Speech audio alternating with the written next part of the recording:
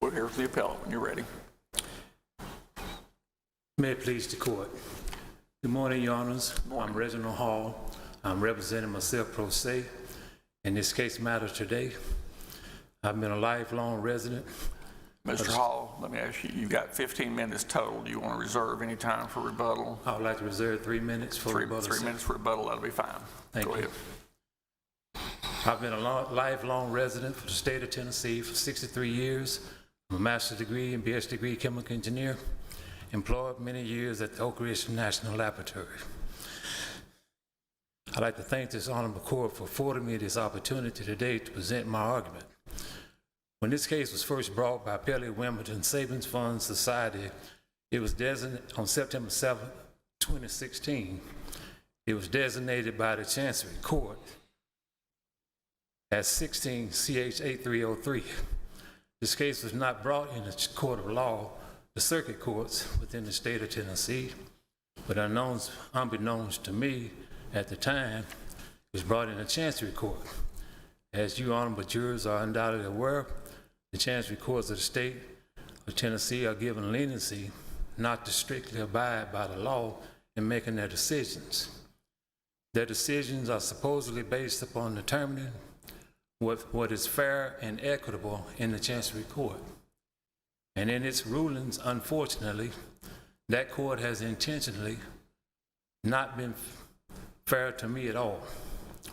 It is my contention that the Chancery Court repeatedly ignored this court's December 10, 2019 remand orders instructing the Chancery Court that it must adjudicate all of the issues raised in this case before it. In order to protect the appellant's constitutional right to appeal, the Chancery Court must enter final judgment.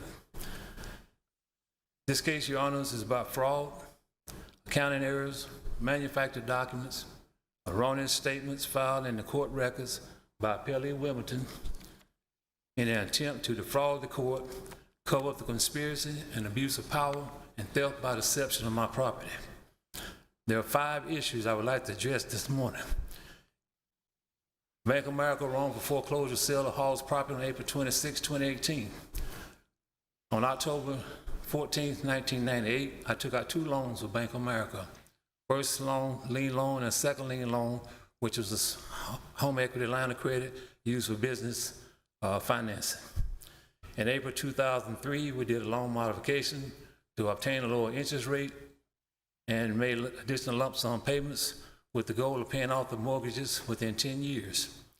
In 2009, the financial market slowed down. I sought a lower payment relief and was told by Bank of America representatives that I could qualify for the HAMP loan program. I was carrying on my payments at the time, and the Bank of America told me I would need to miss 3 payments in order to qualify. I did as instructed, and ultimately, Bank of America denied me the HAMP loan program. So in February of 2011, Bank of America claimed that I owed $40,450.76, and it must be paid immediately in order to save my property from foreclosure sale. I raised $43,589.76, brought the first lien mortgage current, paid $40,450.76, and I paid off the second lien mortgage in a payment of $3,139. I know it's errors in the principal balance reported by Bank of America. Therefore, I request a qualified audit of the account. Bank of America acknowledged my request in their letter of October 27, 2014. They said they would look into it, but never did. Subsequently, Bank of America transferred my loan to Appellant Loan Mortgage Servicing and to Wilmington Financing without addressing the errors in the accounting. Bank of America violated my rights under federal law, RESPA 12 CFR 1024.36, by not providing the qualified accounting of the principal loans. I moved the Chancery Court to compel Bank of America to produce the records, but the Chancery Court ignored my request. On September 7, 2016, Wilmington Savings Fund Society filed a complaint to foreclose on my first lien mortgage, but did not include the original promissory note, rights to bring the foreclosure action. Upon challenge in February 2018 by affirmative defense, Wilmington refiled the complaint on April the 6th and filed it, including a manufactured mortgage-related document claiming a January 4th, 2002 promissory note as the entitlement to bring foreclosure on the first lien loan. The record shows that January 4th, 2002 promissory note was paid in full on April 25, 2003. Subsequent to this challenge, Bank of America announced a foreclosure sale on the second lien mortgage set for March the 30th of 2018, which was highly suspicious and to me because, as we showed in March of 2011, $3,139 was paid off to Bank of America to pay off that second lien mortgage. Therefore, I immediately filed a temporary restraining order to stop the sale. Judge Cantrell signed the order on March the 21st of 2018. Bank of America and set the hearing for the matter for April the 16th, 2018. Bank of America did not appear at the court hearing on April 16, 2018. I moved the court for default judgment. However, Judge Cantrell denied the motion and rescheduled a hearing for this matter for April the 30th, 2018. And sent out a notice on April 16th to all the parties to attend. On April the 26th, Bank of America conducted a wrongful foreclosure sale against the trial court's restraining order and without giving any notice to the borrowers of the sale. Bank of America claimed to be the highest bidder, purchased the property for $42,530.31. The fair market value of my property at the time of the sale was $460,000. I filed a second restraining order. Judge Cantrell signed it on May the 17th to prevent Bank of America from selling the property to any third parties and set a hearing for this matter for June the 11th of 2018.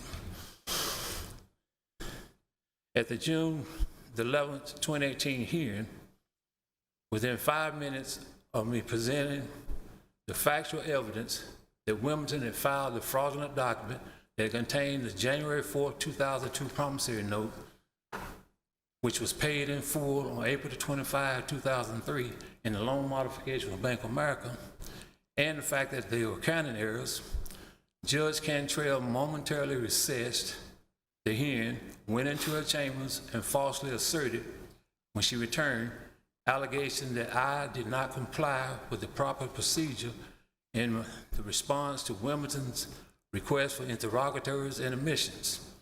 Judge Cantrell issued partial summary judgment in favor of Wilmington and ignored the factual evidence. I filed a timely appeal on July the 6th of 2018. Now, I learned, item 4 I wanted to bring up, I learned during the appeal process that there were ex parte hearings between Wilmington, Bank of America, and Judge Cantrell.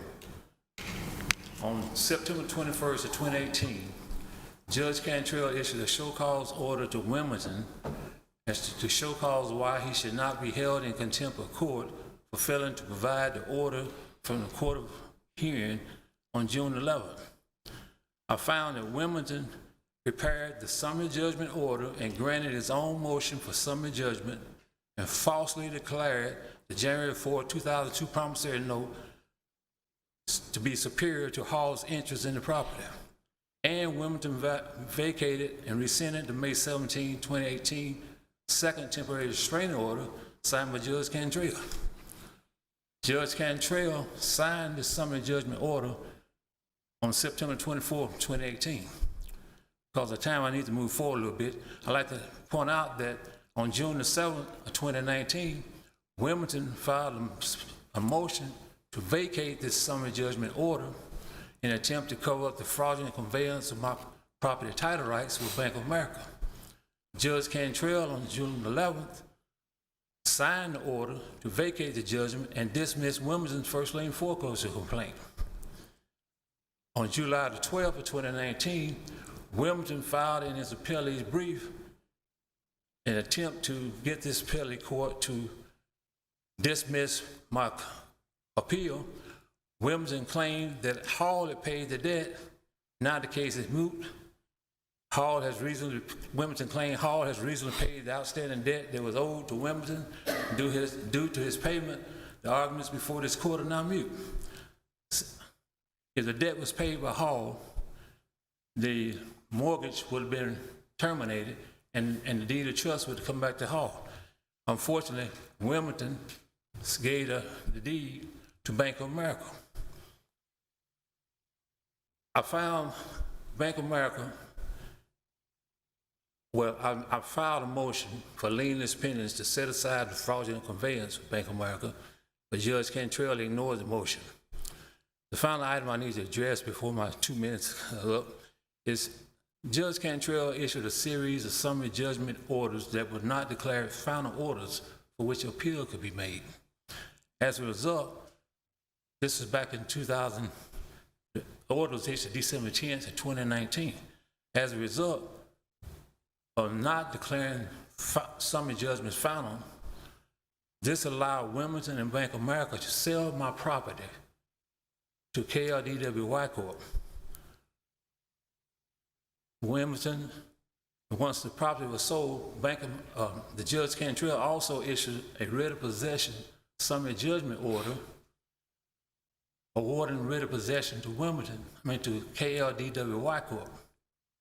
I appealed that decision to the circuit court, which was the proper court at the time, and to this day, we still have not had the trial to settle that matter. Judge Cantrell issued an order commanding the Anderson County Sheriff Department to remove me and my family from my property that we've been in for 27 years. I can see I have only about 49 seconds left, but I'd like to say that the failure of this Chancery Court judge to follow the orders to that were remanded from this court to adjudicate the issues of the wrongful foreclosure sale of my property by Bank of America on April 26 of 2018, and the fraudulent conveyance of my property title rights on the first lien mortgage has resulted in tremendous suffering and loss to my family, and we've been forcibly removed from our property. I pray that this court will find the evidence that I presented in the record and vacate this error that's been done by Judge Cantrell.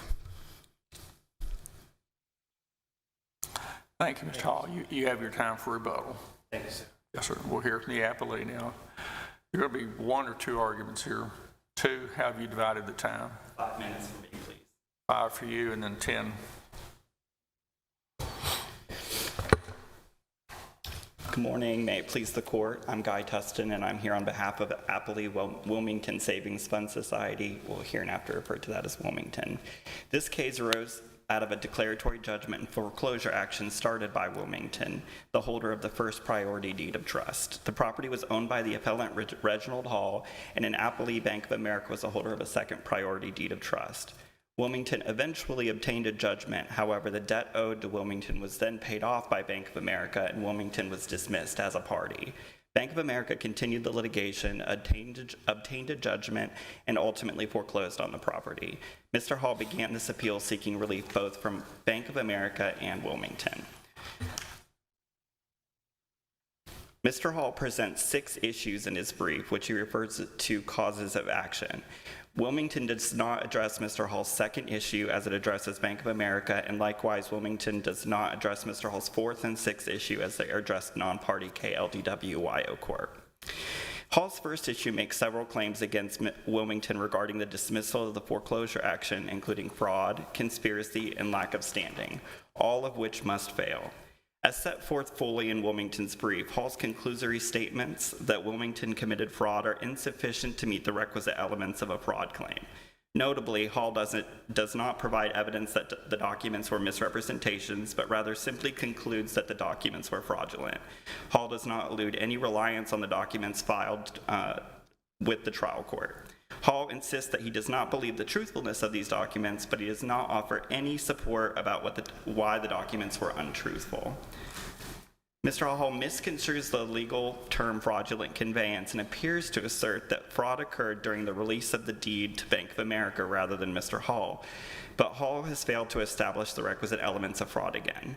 Wilmington had a first priority lien on the property. When Wilmington's loan was paid off, it released its lien and dismissed its foreclosure action.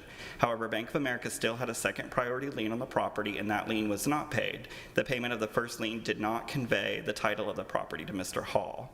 Mr. Hall does not argue that Wilmington made a misrepresentation about the lien or the deed of trust, nor that any injury occurred. Mr. Hall's conspiracy claim likewise fails. Mr. Hall argues that Wilmington conspired with Bank of America to take Hall's property. Mr. Hall has failed to make a viable conspiracy claim. Notably, he fails to offer any evidence that any act was taken for an unlawful purpose or by any unlawful means. Instead, he misconstrues a foreclosure action started by Wilmington or a separate foreclosure completed by Bank of America as an attempt to steal his property. And he does not provide any evidence that Wilmington and Bank of America worked together in this foreclosure beyond merely having competing interests in the same property. Hall's claim that Wilmington lacks standing to initiate foreclosure is inconsistent with the facts of the case. At the time Wilmington initiated the foreclosure proceedings, it held a first lien deed of trust on the property. Hall had failed to make payments on the secured loan, and thus Wilmington initiated the foreclosure. Consequently, when the debt owed to Wilmington was paid off, Wilmington moved to dismiss the foreclosure complaint.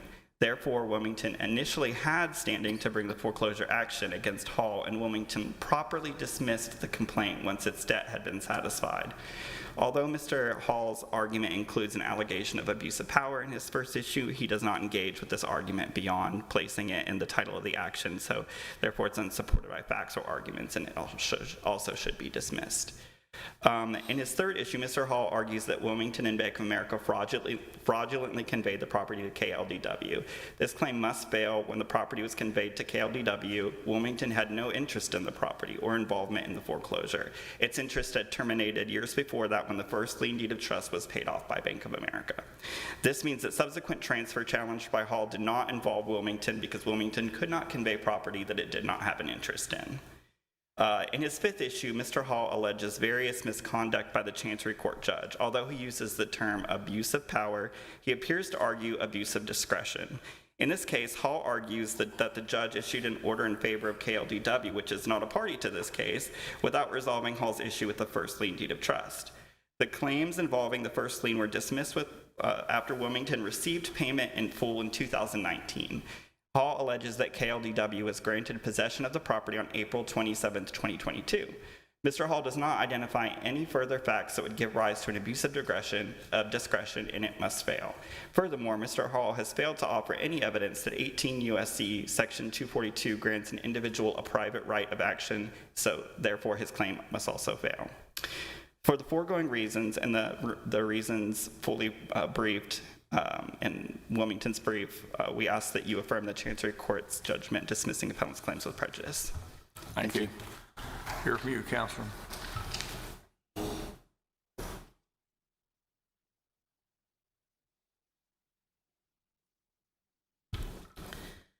Good morning, Your Honors. Heather Wright from the Nashville Bar for Defendant Bank of America. As to Bank of America, the sole issue before this court is whether Mr. Hall's wrongful foreclosure claim fails as a matter of law, such that summary judgment of the Anderson County Chancery Court should be affirmed. One of the issues that we need to address is that in the summary judgment argument and briefing before the court and in the summary judgment order that was entered initially by the court, one of the bases for the granting of the motion for summary judgment was res judicata with respect to the wrongful detainer action between the foreclosure or the third-party purchaser of the property and Mr. Hall. In preparing for our briefing on the issue, we determined that the judgment that was entered in the General Sessions Court on the wrongful detainer was on appeal, and so it was not a final order, and that the summary judgment should not have been granted on the basis of res judicata. We raised that issue to the court in our briefing. For purposes of today, and as noted in our briefing, however, this court still has the ability to affirm the ruling of the summary judgment that was entered by the Chancery Court on separate grounds, and those separate. So the only basis for the Chancery Court's summary judgment was res judicata? Your Honor, there were findings of fact that I will address that would support the granting of summary judgment on other grounds other than res judicata. But yes, Your Honor, you are correct, that the legal basis for the granting of the summary judgment as to Bank of America's motion was res judicata. There was a separate motion that the Halls had filed on their wrongful foreclosure claim, which was denied, but that is the findings as to us were specifically the basis of the ruling was res judicata. So at the time the motion for summary judgment was filed, prior counsel for Bank of America specifically argued not only res judicata, but also that the matter should be dismissed with prejudice because there was no wrongful foreclosure and the subsequent sale of the property did not violate any restraining orders as seen from the aforementioned facts and law. That's what was argued in the brief, and so that those additional separate arguments were before the court at the time that the summary judgment hearing was conducted.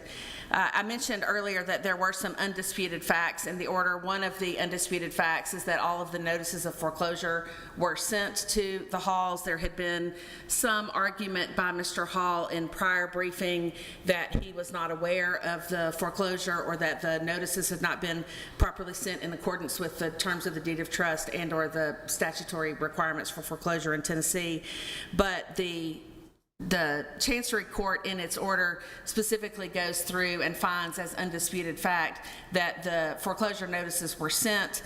In addition, there are a number of facts that are in the record that demonstrate that not only were the notices sent, which is what is required by the statute, but also that Mr. Hall received the notices.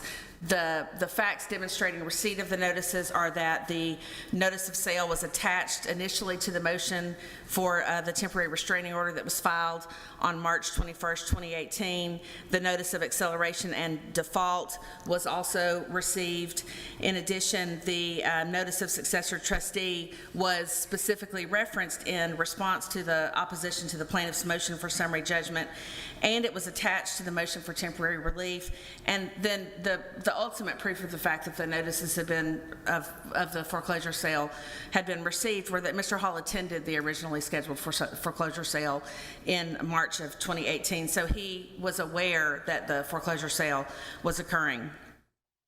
Secondly, an additional undisputed facts that were found by the Chancery Court is that this foreclosure sale was not conducted in violation of any court order.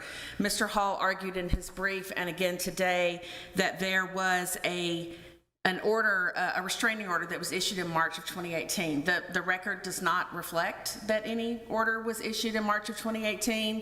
The citations in his brief where he refers to an order appears to be just the filing of the motion for restraining order, but there was not an order that was entered until May of 2018, and the foreclosure sale was conducted in April of 2018. So a motion for a restraining order was filed. It was set for hearing.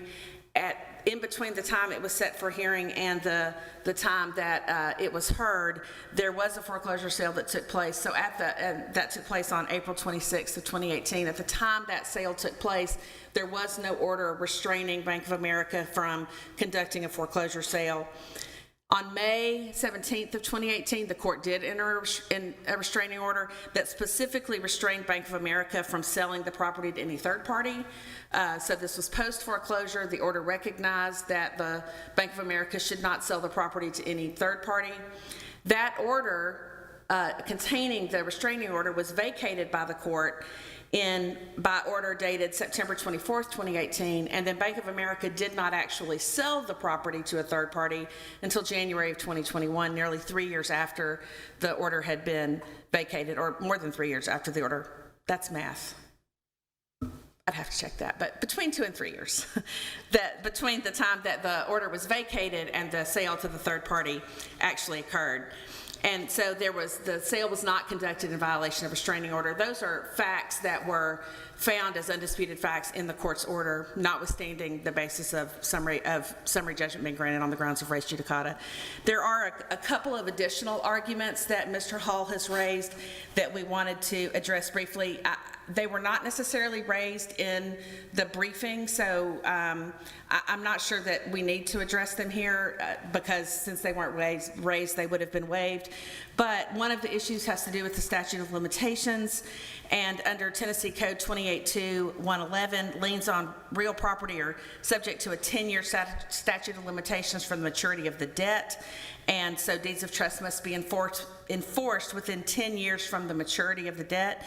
In this case, the debt secured by the Bank of America deed of trust matured on June 1st, 2015, and the foreclosure sale was completed less than 3 years later on April 26, 2018, so that foreclosure sale was timely and was not in violation of the 10-year statute of limitations.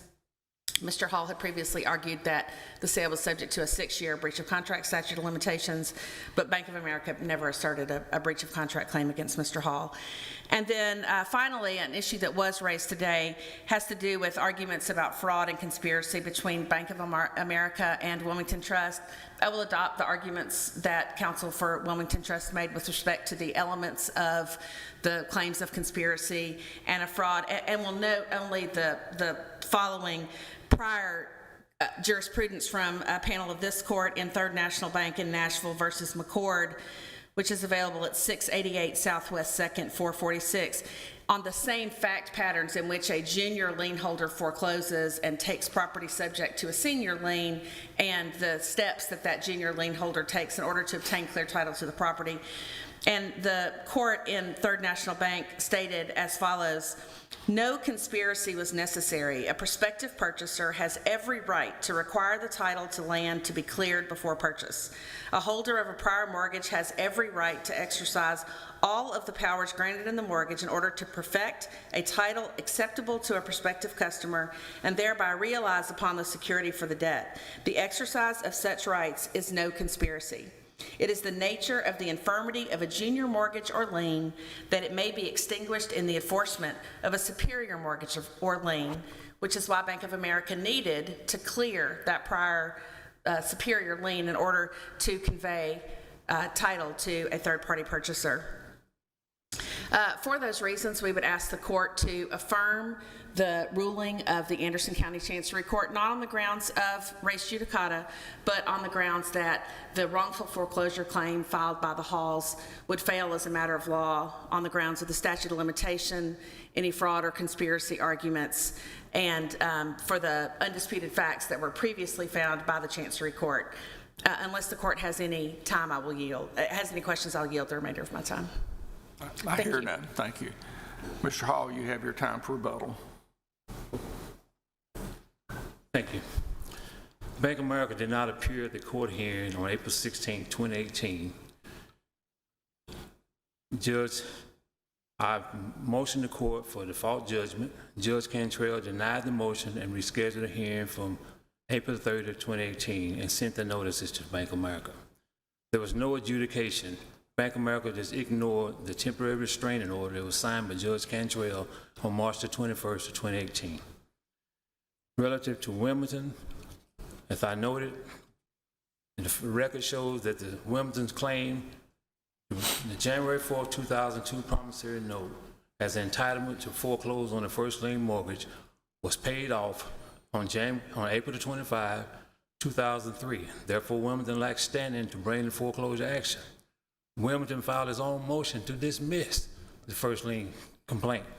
Judge Cantrell signed the order to dismiss on June 11th to dismiss the foreclosure on the first lien mortgage. Therefore, there's no foreclosure on the first lien mortgage, and Bank of America just totally did not even show up to address the errors in the accounting on the second lien default and the fact that we had made the payment on March the 4th, 2011, which paid off that debt that was never adjudicated. Bank of America just ignored it, went and sold my property on April the 26th of 2018 against this court's restraining order. I moved the court.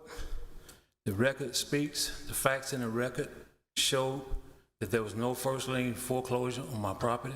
I own the property. There was the second lien foreclosure attempt by Bank of America was time barred. The debt was paid off. And if the debt wasn't paid in March of 2011, It was a 6-year statute of limitation. It was time barred with 6-year statute of limitation. It was the second lien mortgage default that was paid. Anyway, that's all in the record. I would like to move this court to vacate the Bank of America for wrongful foreclosure sale, sanction Bank of America, Wilmington, and the judge for the unwanted, for the violations of the summary judgment order 56.04. The summary judgment was not written by the judge. It does not meet the independent thing. It was written by Wilmington. It was all as a result of this ex parte hearings that Wilmington and Bank of America had with Judge Cantrell. The order does not even reflect the fact that the January 4, 2002 promissory note was paid in full on April 2003. It was all based on the fact that they were trying to just eliminate Hall from his property.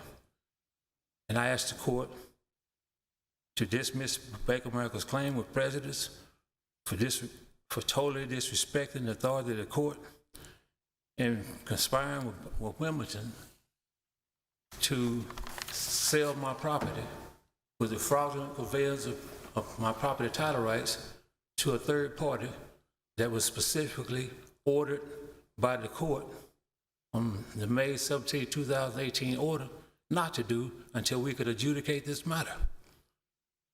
The Tennessee Court of Appeals, December 2019 remand, ordered the Chancery Court to adjudicate all of the issues, and they, to this date, have not been adjudicated. Thank you. Thank you, Mr. Hall.